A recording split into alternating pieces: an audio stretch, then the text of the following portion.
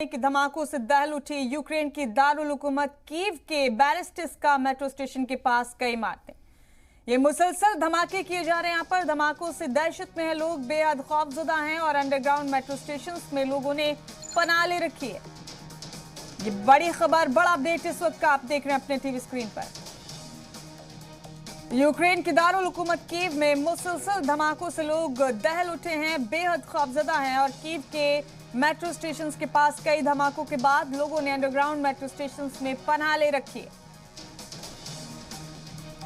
बड़ा अपडेट इस वक्त का आप अपने टीवी स्क्रीन पर देख रहे हैं। यूक्रेन की दारुल हुकूमत कीव में मुसलसल धमाके किए जा रहे हैं, उसी के चलते यहां लोग बेहद खौफजदा हैं।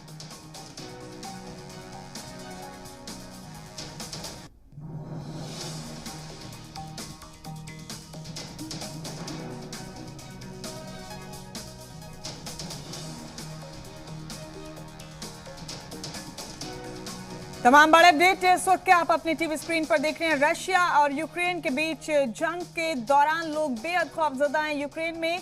बता दें आपको कि यूक्रेन की दारुल हुकूमत कीव में मुसलसल धमाकों को अंजाम दिया जा रहा है रशिया की जानिब से और इसी के चलते यहाँ शहरी बेहद खौफजदा हैं।